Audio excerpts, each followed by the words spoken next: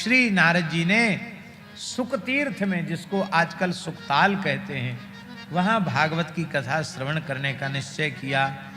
आप लोग कहेंगे अब सुखताल क्यों कह रहे हैं, हरिद्वार में या ऋषिकेश में कथा भई, ये बात क्यों नहीं कहते? क्योंकि इसमें लिखा है गंगा द्वार समीपेतु तटमानंद नामकम। गंगा द्वार समीपे, यदि हरिद्वार में होता तो हरिद्वारी कह देते, समीप कहने की क्या जरूरत थी? बोले हरिद्वार के पास तो ऋषिकेश भी है, तो हरिद्वार के पास ऋषिकेश में कथा हुई, ये क्यों अर्थ नहीं लगा रहे हो? बोले इसलिए नहीं लगा रहे हैं क्योंकि यहाँ जो प्रकृति का वर्णन किया जा रहा है, इसमें पहाड़ नहीं बताए जा रहे हैं। यहाँ बताया जा रहा है बड़ा सुंदर मैदान है, नाना तरुलता कीर्णम, बहुत से वृक्ष हैं, लताओं से आच्छादित हैं, बड़ी सुंदर कोमल वालुका है। वहाँ पहाड़ का वर्णन नहीं है। और ऋषिकेश में तो चारों ओर पहाड़ों का दर्शन होता है। वहाँ ऐसा सुविस्तृत सुंदर मैदान नहीं है। और ये मैदानी क्षेत्र तो सुखतीर्थ में है। दुर्भाग्य से इस समय गंगा जी सुखतीर्थ से थोड़ी दूर जा चुकी है, बड़ी धारा दूर चली गई। उधर अंग्रेजी टाइम में ही बांध बन गए थे, सब ऐसे ही हो गया। अब मुख्य धारा गंगा जी की सुखतीर्थ में नहीं है। दूसरी एक नदी आती है, वो आगे चलकर गंगा जी में मिल जाती है। प्रदेश सरकार का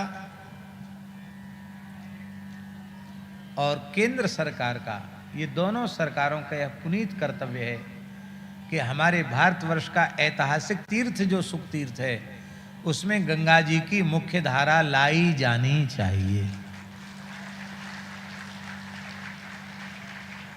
आज भी पूरे वर्ष भर सुख तीर्थ में भागवत की कथाएं होती हैं, वर्ष भर। शुक वट पर तो एक एक समय में 4-4 कथाएं होती हैं, हनुमत धाम में होती हैं, सब जगह कथाएं। 8-10 कथाएं तो हमेशा होती रहती सुख तीर्थ में।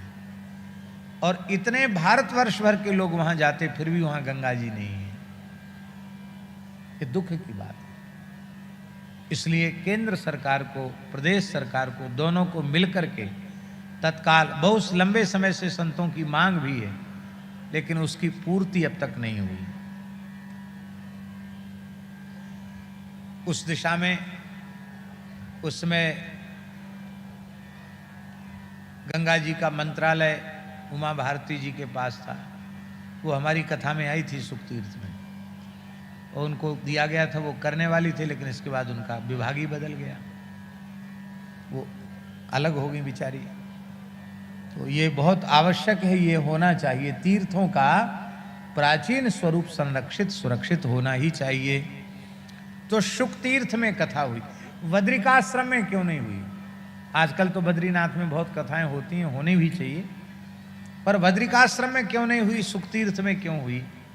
इसलिए हुई कि कथास्थल ऐसा होना चाहिए जहां सब लोग सुविधा पूर्वक पहुंच सकें और सुविधा पूर्वक बैठ सकें। हिमालय में बड़े बूढ़े तो बेचारे जा नहीं सकते, अब तो सुविधा हो गई वहां जाने की, इसलिए लोग वहां तक चले जाते हैं। नहीं तो पैदल जाना पड़ता था, तब कथाएं शायद न होती हों, या होती हों तो इक्का दुक्का कोई भूले भटके होती हो। अब तो खूब कथाएं हो रही हैं।